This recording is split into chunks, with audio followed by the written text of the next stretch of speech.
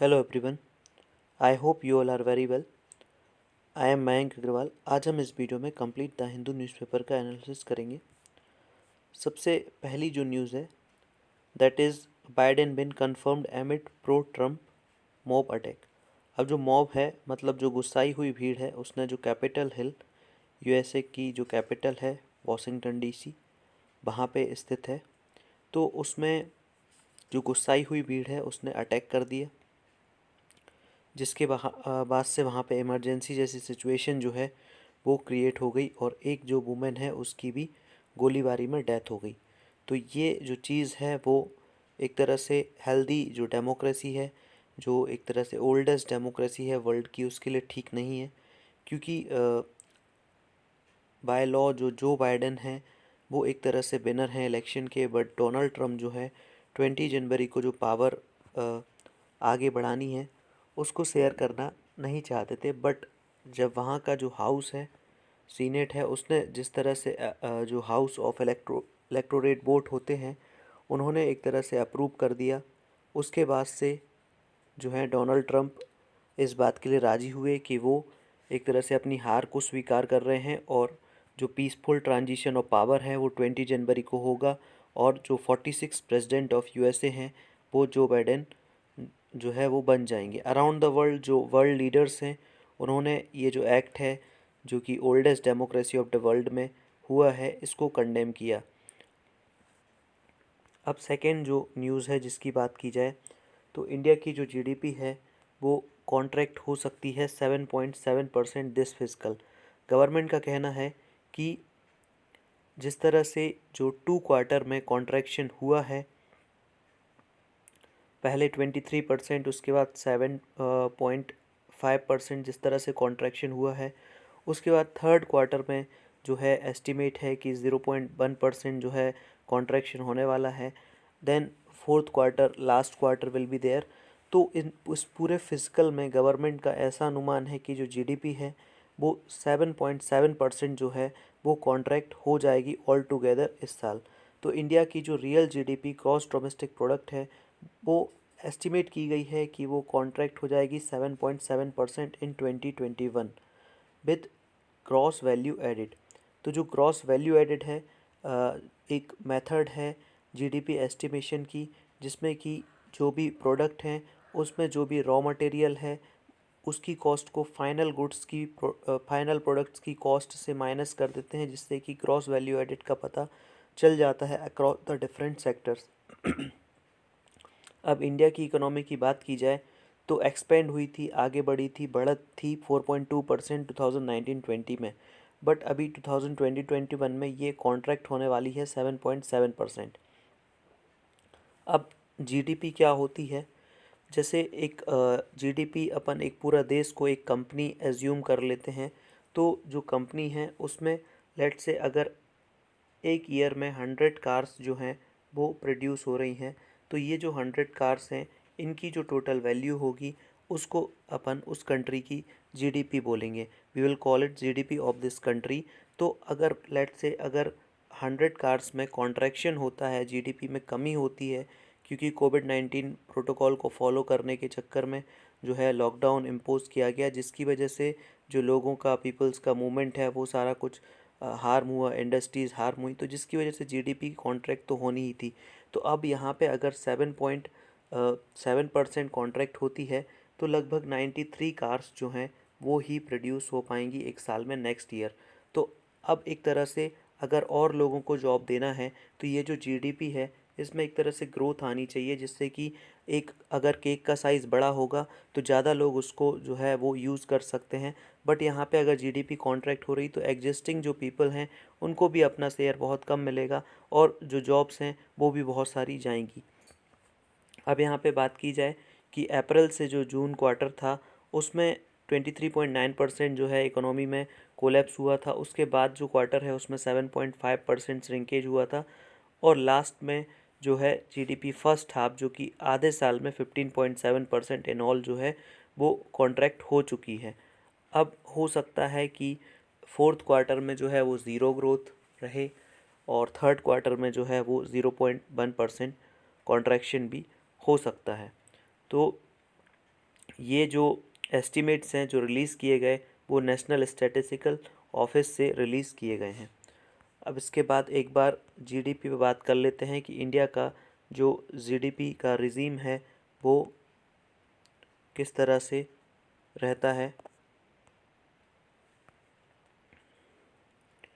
यहाँ पे बात की जाए तो जो इंडिया का ग्रॉस डोमेस्टिक प्रोडक्ट है जीडीपी, वो total value of final goods and services produce in economic territories of the country. ये तो नॉर्मल डेफिनेशन है जीडीपी की कि जितनी भी टोटल वैल्यू जो भी चीज़ें हैं प्रोड्यूस होती हैं उनकी टोटल मनी की वैल्यू क्या है। तो total value of goods and services produce in India for 2014-15 is projected to be around 100 lakh crore, और कह सकते हैं 2 trillion US dollar at the current market price. अब जो वैल्यू है इंडियन जीडीपी की एक्सप्रेस्ड उसको किया जाता है करंट मार्केट प्राइस पे। अब जीडीपी जो है वो stands for the value of goods and services produce inside the territory of India. मतलब इंडिया के अंदर टेरिटरी में किसी भी कंपनी ने, चाहे वो इंडियन हो चाहे वो फॉरेनर कंपनी हो, उसने अगर इंडिया में कोई चीज़ प्रोड्यूस की है तो उसको जीडीपी में ऐड ऑन किया जाता है। अब बात की जाए तो जो vaccine doses to be guarded like ballots, जैसे कि जो बैलेट पेपर की सुरक्षा की जाती है in the time of election, जिसमें कि 24 आवर्स जो है बैलेट्स को जो है वो गार्ड किया जाता है। सेम जो है वो वैक्सीन का केस है कि जो ऑल ओवर जो 600 डिस्ट्रिक्ट्स ऑफ इंडिया में जो वैक्सीन है उसकी सप्लाई की जानी है। तो जो डिस्ट्रिक्ट हेडक्वार्टर्स हैं वहाँ पे जो वैक्सीन का अराउंड द क्लॉक 24 आवर्स जो है पुलिस पर्सनल उसकी सिक्योरिटी में ध्यान देंगे, और एक तरह से जो है पीसफुली वैक्सीन को इनैक्यूलेट किया जाएगा। अब इसके बाद यहाँ पे कोई भी पर्टिकुलर न्यूज़ नहीं है जिसको डिस्कस करें। सबसे पहले जो फार्मर प्रोटेस्ट है उसी के ऊपर ये जो न्यूज़ है वो चली जा रही है, जिसमें कि फार्मर्स की डिमांड है कि कम्प्लीटली गवर्नमेंट को जो 3 फार्म लॉज इनेक्ट किए हैं उनको स्क्रैप कर देना चाहिए। तो वो ये न्यूज़ है। नेक्स्ट बात करें तो जो air quality of Delhi poor, तो जो दिल्ली की एयर क्वालिटी है वो एक तरह से पुअर है, ऐसा जो डाटा है वो सेंट्रल पॉल्यूशन कंट्रोल बोर्ड का डाटा ऐसा कहता है। अब यहाँ पे जो सफ़र का सिस्टम है वो एक गवर्नमेंट रन मॉनिटरिंग एजेंसी है, system of air quality and weather forecasting and research. ये जो है वो Indian institute of tropical meteorology जो कि पुणे में स्थित है, उन्होंने इसको प्रिपेयर किया है, जिसको इंडियन मेट्रोलॉजिकल डिपार्टमेंट यूज़ करता है अपने डिफरेंट जो है फोरकास्ट को देने में। अब यहाँ पे नेक्स्ट सिटी की बात की जाए तो जो कोविड-19 के ऊपर बात की है कि जो कोविड-19 की जो वैक्सीन है उनको पोल जो बैलेट होते हैं पोल्स के दौरान उसके जैसे जो है वो गार्ड किया जाना है, जिससे कि पूरी तरह से जो है प्राइवेट सिक्योरिटी को डिप्लॉय किया जाएगा। सीसीटीवी कैमरास लगे होंगे जिससे कि पता लगाया जा सके कि वैक्सीन किसको दी जा रही है और किस टाइम पे जो है वो दी जा रही है। अब यहाँ पे नेक्स्ट जो बात की जा रही है बर्ड फ्लू के ऊपर, तो बर्ड फ्लू के ऊपर एक एडिटोरियल भी है, उसको डिस्कस करेंगे तो पूरा क्लियर हो जाएगा। बट यहाँ पे बात की जा रही है no cases of bird flu in capital so far. जो दिल्ली है वहाँ पे अभी तक कोई भी ऐसा बर्ड फ्लू का जो केसेस हैं वो नहीं ऑब्ज़र्व किए गए हैं। अब दूसरी तरफ अगली जो न्यूज़ है, जो बैंडेड लेबर विक्टिम हैं उनके ऊपर जो हाई कोर्ट है, बैंडेड लेबर जिनको एक तरह से बंधुआ मजदूर बोला जाता है कि एक पर्टिकुलर प्लेस पे उनको जो है वो ट्रैप कर लिया जाता है, फिर उसके बाद उनसे कोई भी जो काम है विदाउट एनी पेमेंट और बहुत ज़्यादा हार्श कंडीशन में 8 आवर्स की जगह 14 आवर्स काम कराया जाता है। उसके बाद जो उनकी पेमेंट होती है वो भी उनको सेटिस्फैक्ट्री पेमेंट नहीं दी जाती। तो ऐसी जो हाई कोर्ट है दिल्ली हाई कोर्ट, उन्होंने रिस्पॉन्स मांगा है सेंटर से, साथ में दिल्ली गवर्नमेंट से एक प्ली के ऊपर जो कि फाइनेंस असिस्टेंस की डिमांड कर रही है। कोई भी जो विक्टिम है of child and bonded labour who have been rescued from the capital, तो कोई भी जो चाइल्ड है या कोई बॉन्डेड लेबर है जिसको बंधुआ मजदूर बोला जाता है, अगर उसको रिकवर्ड किया गया है, रेस्क्यू किया गया है, तो उसको कोई ना कोई कोई financial assistant central government provide कर सकती है या दिल्ली गवर्नमेंट प्रोवाइड कर सकती है, तो उसके ऊपर जो है वो आंसर हाई कोर्ट ने जो है वो डिमांड किया है। नेक्स्ट यहाँ पे बात की जाए तो मेघालय में जो लॉ मेकर हैं उन्होंने वो मेघालय में लॉ मेकर मतलब जो डिफरेंट पार्टीज़ हैं मेघालय की अक्रॉस द बोर्ड, वो एक साथ आने की बात कर रही हैं, बिकॉज़ उनकी डिमांड है कि जिस तरह से अरुणाचल प्रदेश, नागालैंड और जो मिज़ोरम है वहाँ पे इनर लाइन परमिट इम्प्लीमेंट हो रहा है, उसी तरह से मेघालय में भी इनर लाइन परमिट जो है इम्प्लीमेंट होना चाहिए, जिससे कि वहाँ का कल्चर, वहाँ की आइडेंटिटी, बॉर्डर्स और साथ में जो पॉलिटिकल हेजमनी है कुछ पार्टीज़ की वो वहाँ पे बनी रहे। बिकॉज़ जो नए लोग हैं वो अगर स्टेट्स में आके रिसाइड करते हैं तो उनको एक तरह से पॉलिटिकली मोटिवेट करना जो है वो काफ़ी टफ होता है। साथ में वहाँ पे जो ट्राइबल पीपल हैं उनकी भी लाइफ एक तरह से जो है वो उससे थ्रेटन होती है। तो इनर लाइन परमिट एक ऐसा सिस्टम होता है जिसमें कि एक पर्टिकुलर इंडिया के अंदर ही दूसरे स्टेट्स के जो लोग हैं, ऑल ओवर इंडिया के लोग हैं, उनको एक जो है वो कार्ड टाइप का कुछ बनवाना होता है, जिससे कि वो उस स्टेट में कितने दिन तक रह रहे हैं जहाँ पे इनर लाइन परमिट जो है वो इम्प्लीमेंटेड है, और उनका पर्पस क्या है रुकने का, और वो कहाँ पे रुक रहे हैं, ये सारी चीज़ें उसमें जो है वो मेंशन होती हैं, जिससे कि एक स्टेट जो है उनकी जो है एक तरह से सुरक्षा की जा सकती है। अब यहाँ पे जो अम्ब्रेला ऑर्गेनाइजेशन है मेघालय में एनजीओ का, और स्टेट के जो 3 एमपीज़ हैं, मेंबर ऑफ पार्लियामेंट हैं, और 60 जो एमएलएज़ हैं, उनसे बात की है कि वो एक तरह से पहले यूनाइट हों एक कॉज के लिए, और न्यू दिल्ली में वो एक तरह से जो है वो अ, मतलब अपना आंदोलन करें इनर लाइन परमिट की डिमांड के लिए। अब यहाँ पे एक बार इनर लाइन परमिट को जो है वो नोट्स के साथ देख लेते हैं कि इनर लाइन परमिट का क्या ओरिजिन है। तो जो इनर लाइन परमिट सिंपली एक तरह का डॉक्यूमेंट है, जिस डॉक्यूमेंट की हेल्प से जो सिटीज़न है, इंडियन सिटीज़न, वो विज़िट कर सकता है या स्टेट कर सकता है ऐसी स्टेट में जहाँ पे इनर लाइन सिस्टम जो है वो लागू है। अब इनर लाइन सिस्टम जो है वो ऑब्लिगेटरी है, मतलब सभी के लिए लागू है जो उन प्रोटेक्टेड एरियाज से बाहर रहते हैं। अब जो इनर लाइन परमिट वो ऑपरेशनल है अरुणाचल प्रदेश, मिज़ोरम और नागालैंड।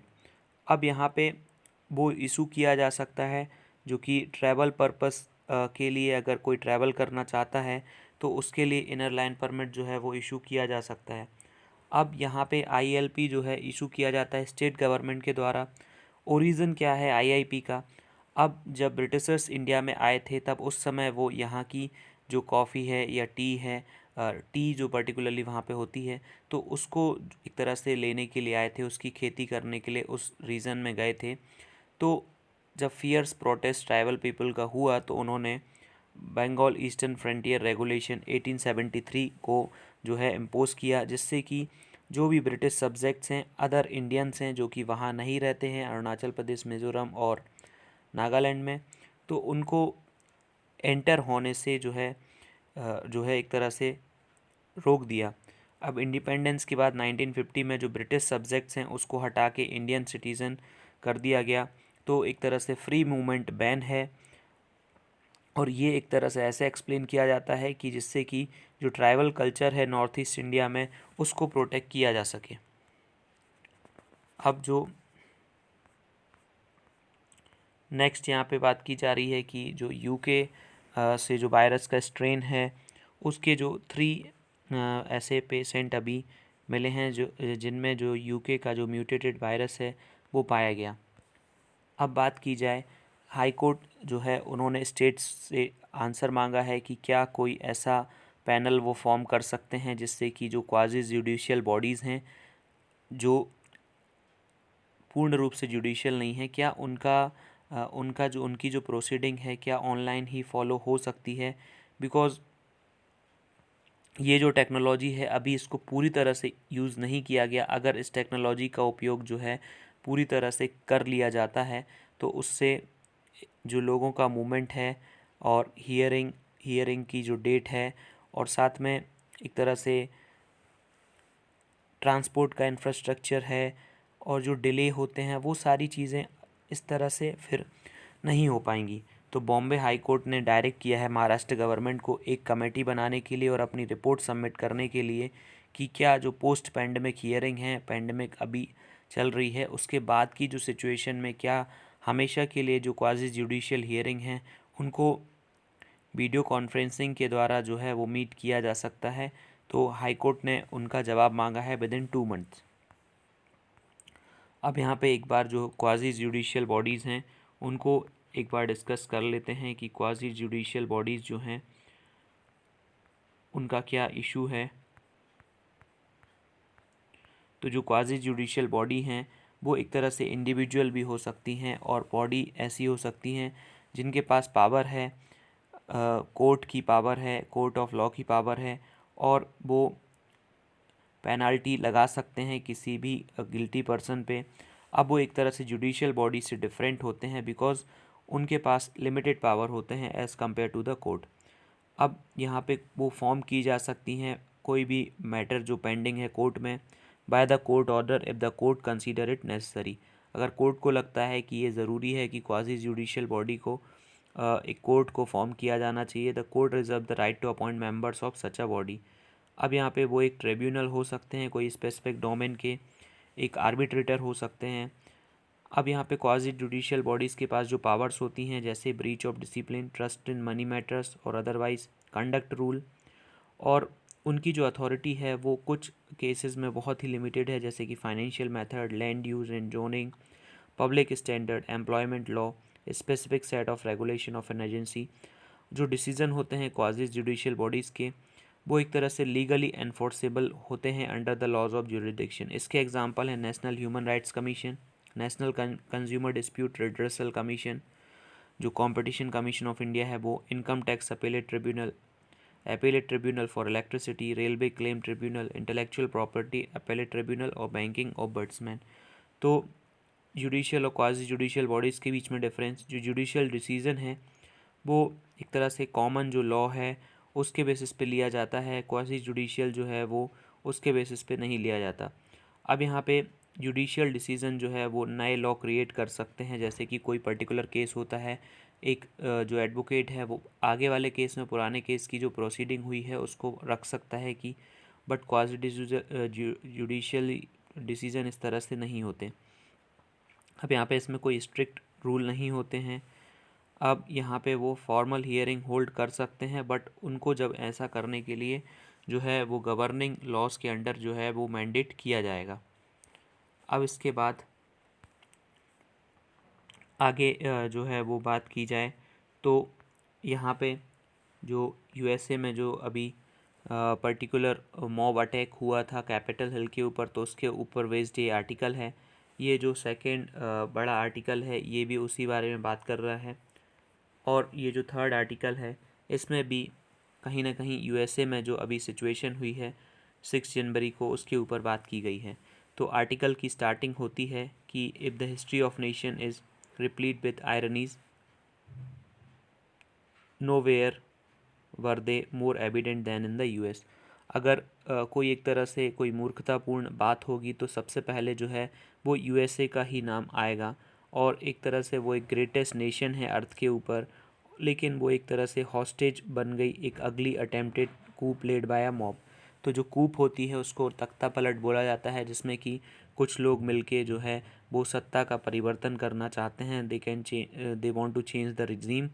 तो वो एक तरह से जो स्लोगन है वो आउटगोइंग प्रेसिडेंट जो डोनाल्ड ट्रंप है उनके सपोर्ट में जो है वो स्लोगन रेस कर रहे थे। वेडनेसडे में hundreds of them storm the capital building. अब यहाँ पे जैसे ही पुलिस आई तो और भी ज़्यादा वो सिस्टम जो है वो बढ़ गया। कांग्रेस के जो मेंबर हैं वहाँ के उनको भी एक तरह से जो कि रिज़ल्ट को सर्टिफाई करने के लिए एकत्रित हुए थे उनको भी जो है वो भागना पड़ा वहाँ से, उनको भी एवैक्यूएट कराना पड़ा। लेकिन जो मॉब है वो धीरे धीरे वहाँ से हट गई और लॉ मेकर्स ने जो है वो रिकन्वीन हुए और उन्होंने फॉर्मली जो सर्टिफाई कर दिया रिज़ल्ट, और जो मिस्टर ट्रंप हैं वो फाइनली उन्होंने ऑर्डरली ट्रांजिशन की बात की है। मिस्टर ट्रंप जो हैं वो रिपब्लिकन पार्टी को बिलोंग करते हैं और डेमोक्रेट पार्टी को बिलोंग करते हैं, और जो बाइडेन हैं वो रिपब्लिकन पार्टी को बिलोंग करते हैं। Major social media platform logged his account for violating their civic integrity policies. और बहुत सारे जो सोशल मीडिया अकाउंट हैं, जैसे कि ट्विटर है, फेसबुक है और इवन इंस्टाग्राम है, उन्होंने जो सोशल मीडिया प्लेटफॉर्म है, उन्होंने जो ट्रम्प है उनके जो अकाउंट हैं उनको भी 24 आवर्स के लिए जो है वो ब्लॉक कर दिया, बिकॉज़ उन्हीं को जो है मॉब को मोबिलाइज़ करने के लिए रिस्पॉन्सिबल माना जा रहा है पिछले 1 मंथ से, जब से कि इलेक्शन का रिज़ल्ट जो है वो आया था 3 नवंबर के बाद से। अब जो बात की जाए कि डेमोक्रेट्स को जो है 50 सीट्स मिल चुकी हैं सीनेट में, तो जो कि एक तरह से देखा जाए तो वो अपर चैम्बर ऑफ कांग्रेस को कंट्रोल कर सकते हैं।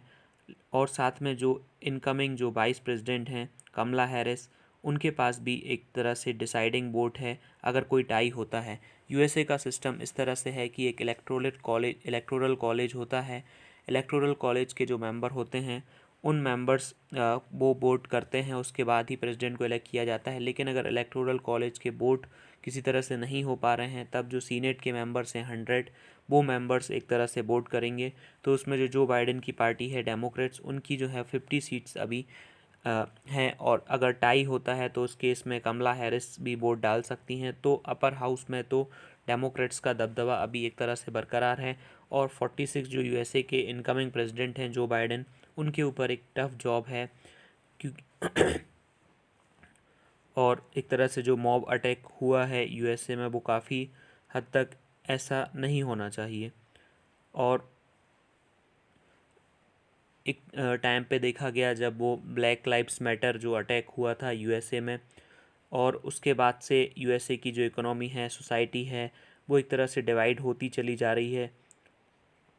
रेशियल प्रेजुडिस, इकोनॉमिक इनसिक्योरिटी वो धीरे धीरे जो है वो इंक्रीज़ होती जा रही है। और जो कुछ लोग हैं उनका, कुछ सोसाइटी के जो कुछ मेंबर्स हैं उनका एलिनेशन हो रहा है, सोशियो इकोनॉमिक डायफंक्शन, और अपने छोटे मोटे पर्सनल गेन के लिए, पॉलिटिकल गेन के लिए ऐसा किया जा रहा है। ये बात यहाँ पे की जा रही। नेक्स्ट ये आर्टिकल जो है वो बात करता है फ्लू इन फुल फाइट। अभी जिस आर्टिकल में बर्ड फ्लू की बात की थी उसको इस आर्टिकल में डिटेल में डिस्कस किया गया है। बर्ड फ्लू जो है उसको एवियन इन्फ्लुएंजा भी बोला जाता है। अब यहाँ पे इंडिया को जो है वो इन्फ्लुएंजा आउटब्रेक से फ्री डिक्लेयर किया गया था। पेरिस की एक एजेंसी है उसके द्वारा, जो कि वर्ल्ड में एक ऐसी एजेंसी है जो कि डिफरेंट डिसीज़ के लिए अलग अलग कंट्रीज़ को, अगर वहाँ से वो डिसीज़ एरेडिकेट हो गई है तो फ्री घोषित करती है। तो वापस से इंडिया में जो है वो डिसीज़ का आउटब्रेक स्टार्ट हो चुका है। अब जो हाईली पैथोजेनिक एवियन इन्फ्लुएंजा सब टाइप्स है H5N1 और H5N8, वो रिपोर्ट किए गए हैं। बहुत सारे जो एपिसेंटर हैं 4 स्टेट्स में। एपिसेंटर वो होता है जहाँ पे पर्टिकुलरली आउटब्रेक स्टार्ट होता है। वो कोई गांव हो सकता है, पोल्ट्री फार्म हो सकती, कोई लेक हो सकती है जहाँ पे जो है वो माइग्रेटरी बर्ड मारे गए, कोई ग्राउंड हो सकता है। तो ऐसे एपिसेंटर जो हैं वो डज़न ऑफ एपिसेंटर पाए गए हैं 4 स्टेट्स में, जिसमें कि राजस्थान, मध्य प्रदेश, हिमाचल प्रदेश एंड केरला। अब यहाँ पे वो थाउजेंड्स ऑफ जो पोल्ट्री बर्ड हैं वो हरियाणा में भी डाइड हुए हैं। Jharkhand and Gujarat too have sounded in alarm. तो झारखंड और गुजरात में भी इसी तरह की सिचुएशन जो है वो बनने वाली है। अब यहाँ पे जो कॉज है इन स्टेट्स में वो अभी भी एक तरह से अननोन है कि आखिर क्यों ये हो रहा है। जो 2 सब टाइप हैं H5N1 और H5N8 जो है वो टारगेट कर रहे हैं डिफरेंट बर्ड को। उन्होंने राजस्थान में जो क्रोज़ हैं और मध्य प्रदेश, राजस्थान और मध्य प्रदेश में क्रोज़ को अटैक किया है, और माइग्रेटरी बर्ड जो आए हैं हिमाचल प्रदेश में उनको अटैक किया है, और पोल्ट्री को अटैक किया है जो कि केरला में। अब यहाँ पे टेस्ट जो हैं उन्होंने कंफर्म किया है कि H5N1 for causing the death of over 2000 migratory bird in Himachal Pradesh. तो जो 2000 से ज़्यादा जो माइग्रेटरी बर्ड हैं उनकी डेथ हो चुकी है हिमाचल प्रदेश में। H5N8 has been identified for killing thousands of poultry in Kerala. और हज़ारों की संख्या में जो पोल्ट्री हैं जो उनकी भी जो है वो मौत हो रही है, और हंड्रेड्स ऑफ क्रोज इन राजस्थान, मध्य प्रदेश। अब यहाँ पे ये सारी चीज़ों को रोकने के लिए 69,000 जो बर्ड्स हैं उनकी कुलिंग की गई, उनको जो एक तरह से मारा गया और फिर एक ज़मीन में गाड़ दिया गया, एक जो नेशनल एवियन इन्फ्लुएंजा प्लान है उसके अकॉर्डिंग। अब यहाँ पे दूसरी स्टेट्स भी हैं, उनको भी विजिलेंट रहना चाहिए, उनको भी ध्यान रखना चाहिए कि कोई भी अनयूजुअल डेथ होती है या डिसीज़ आउटब्रेक होता है अमंगेस्ट बर्ड, पर्टिकुलरली कोई माइग्रेटरी बर्ड में, तो इसको बहुत ध्यान से गवर्नमेंट को देखना चाहिए, क्योंकि इंडिया में जो है वो लॉन्ग डिस्टेंस वायरस का ट्रांसमिशन अभी हुआ है और ये हो सकता है कि वो जो लोकल मूवमेंट हुआ है रेसिडेंशियल बर्ड्स का, पोल्ट्री का मूवमेंट हुआ है और दूसरा movement of man and material from poultry forms, इसकी वजह से ये जो है उसका कॉज हुआ है। अब यहाँ पे देखा जाए तो स्टेट्स को बोला गया है कि वो अपनी जो बायो सिक्योरिटी है पोल्ट्री फार्म्स की, डिसइंफेक्शन का काम है, proper disposal of dead birds और साथ में जो रेयरिंग ऑफ पोल्ट्री फार्म्स जो बर्ड है उनको ध्यान से किया जाए। और ये जो काम है वो बहुत ही डिफ़िकल्ट है। अब जो रिसेंट यूरोप में भी जो फूड सेफ्टी अथॉरिटी है उनकी रिपोर्ट कहती है कि 561 एवियन इन्फ्लुएंजा डिटेक्शंस हुए हैं अगस्त से दिसंबर में 15 यूरोपियन कंट्रीज़ में। तो the virus was predominantly found in wild birds, वहाँ पे इस वायरस को जो है वो जंगली जो बर्ड्स हैं उसमें फाइंड किया गया, and few in poultry and captive birds. H5N1 and H5N8 were two type subtype found in Europe. अब यहाँ पे जेनेटिक एनालिसिस ने हेल्प किया है कि जो भी स्प्रेड हो रहा है वो एशिया से जो है वेस्ट सेंट्रल यूरोप में हो रहा है, तो वायरस का जो स्ट्रेन है वो परसिस्टेंटली सर्कुलेट हो रहा है। तो ये हो सकता है कि वो वाइल्ड बर्ड्स जो हैं एशिया में रहते हैं उनकी वजह से हो रहा है। एवियन इन्फ्लुएंजा वायरस जो है वो स्पीसीज़ वेरियर को क्रॉस कर रहा है और डायरेक्टली इन्फेक्ट करने वाला है ह्यूमंस को, जो कि ओकेजनली होता है। Human to human spread has been rare, but एक बार अगर कोई बर्ड से ह्यूमन को हो जाता है तो फिर ह्यूमन टू ह्यूमन जो स्प्रेड है वो एक तरह से रेयर है। लेकिन अगर कोई म्यूटेशन उसमें हो जाता है या जेनेटिकल रीअसॉर्टमेंट हो जाता है जिसकी वजह से जो एवियन इन्फ्लुएंजा ए वायरस है और ह्यूमन इन्फ्लुएंजा ए वायरस है वो एक न्यू इन्फ्लुएंजा वायरस क्रिएट कर सकते हैं, जिससे कि सस्टेन्ड ट्रांसमिशन हो सकता है ह्यूमंस के बीच में। तो ये एक तरह से अभी ऑनगोइंग पेंडेमिक के बीच में एक ऐसी इन्फ्लुएंजा वाली सिचुएशन आ सकती है जिससे गवर्नमेंट को फ़ाइट करना मुश्किल होगा। तो अभी इस टाइम ये बहुत हाई टाइम है कि गवर्नमेंट सारे एफर्ट जो है वो लगा दे और जितने भी अफेक्टेड स्टेट्स हैं वहाँ पे बहुत ध्यान से एक तरह से जो वायरस है उसको हटाया जाए। It is also important to undertake genome sequencing. अब जैसे कोविड-19 की बात की जाए तो इंडिया में 11.1 मिलियन जो केसेस हैं कोविड के, उसमें से सिर्फ 6,000 समथिंग की जो है वो जीनोम सिक्वेंसिंग की गई है। लेकिन जीनोम सिक्वेंसिंग काफ़ी इम्पॉर्टेंट है। अगर जीनोम सिक्वेंसिंग की जाती है तो अगर पुराने वाले वायरस का स्ट्रक्चर पता है और अगर एक कुछ टाइम के बाद अगर वायरस का स्ट्रक्चर चेंज होता है तो गवर्नमेंट और भी विजिलेंट हो सकती है उस केस के लिए, जिससे कि वो जो है हर संभव जो है वो हेल्प कर सके लोगों की ऐसी सिचुएशन में। अब यहाँ पे नेक्स्ट ये जो डिबेट है, डिस्कशन है, इसमें बात की गई है कि जो डिसइंफॉर्मेशन है 2021 में वो किस तरह से एक फैलने वाली है।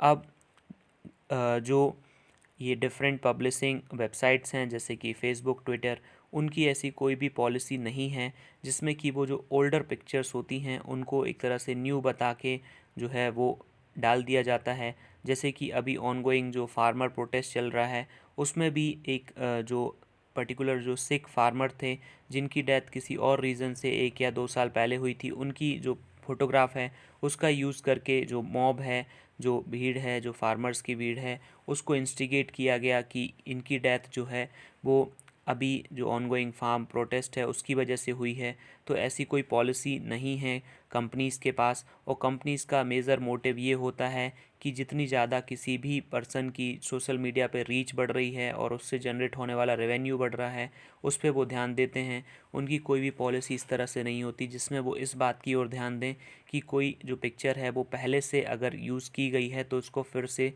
दूसरी काम के लिए किस पर्पस के लिए किया जा रहा है, क्या कोई डिस इन्फॉर्मेशन फैलाने के लिए किया जा रहा है कि नहीं, ऐसी कोई पॉलिसी अभी ये कंपनीज़ जो हैं वो लेके नहीं आई हैं, तो इससे काफ़ी मुश्किल होने वाली है। एक तरह से सोशल डिवाइड, कम्युनल डिवाइड बहुत ज़्यादा ही फैलता है, ये बात इस आर्टिकल में की जा रही है। नेक्स्ट यहाँ पे बात की जाए तो जो कोविड-19 का वैक्सीनेशन का प्रोग्राम है, उसमें ज़्यादा से ज़्यादा जो हेल्थ एक्सपर्ट्स हैं उनको जो है वो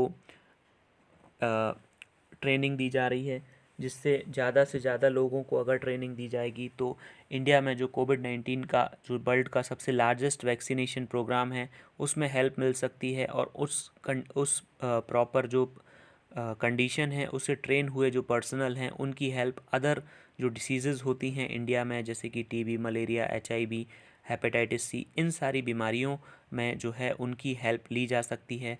क्योंकि बहुत सारे ऐसे डॉक्टर्स हैं, नर्सेज़ हैं या अदर हेल्थ केयर प्रोफेशनल्स हैं, वो इम्यूनाइजेशन के लिए ट्रीट किए जाएंगे अभी। साथ में बात की जाए कि इंडिया की जो 2 वैक्सीन हैं उनको जो है इमरजेंसी यूज़ के लिए ऑथराइजेशन दिया गया है।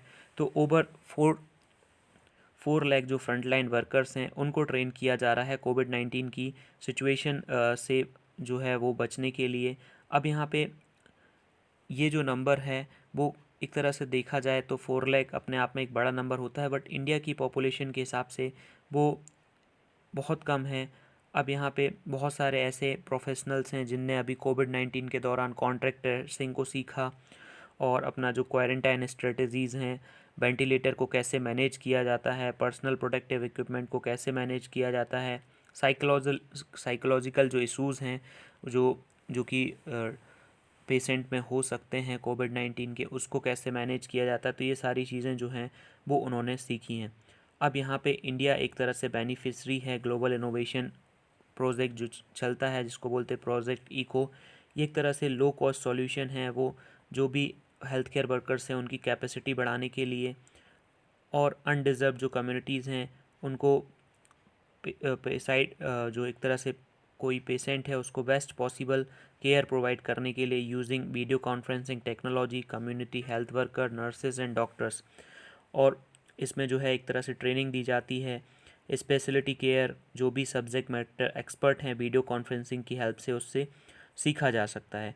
अब यहाँ पे इको को स्टार्ट किया गया था हेपेटाइटिस सी के जो वायरस हैं, और दूसरी तरफ HIV जो वायरस हैं उनके भी जो उनके भी जो डॉक्टर्स हैं उनको ट्रेन किया जा रहा है। Malaria, tuberculosis, addiction, mental health and और भी जो कंडीशंस हैं उनके ऊपर जो है वो उनको ट्रेन किया जा रहा है। अब यहाँ पे बात की जाए तो ये जो 4 लाख डॉक्टर्स हैं या प्रोफेशनल्स हैं वो सारे जो हैं वो अर्बन एरियाज़ में हैं। कुछ जो रूरल डिस्ट्रिक्ट्स हैं या स्टेट्स हैं उनमें जो है वो बहुत ज़्यादा अफेक्टेड हैं, लेकिन वहाँ पे जो है वो अंडर स्टाफ्ड हैं। तो ECHO जो कंडीशन है वो एक तरह से एबिलिटी देती है हेल्थ केयर वर्कर्स को रीच करने की remotest part of the corner, जो कंट्री का जो कॉर्नर है, रिमोटेस्ट एरिया है वहाँ तक, और afford them training comparable to what is health care worker in one of the largest cities would receive. तो जितनी हेल्थ केयर वर्कर्स को फैसिलिटीज़ एक बड़ी सिटी में मिलेगी, वैसी ही फैसिलिटी जो है वो वहाँ पे भी दी जा सकती है।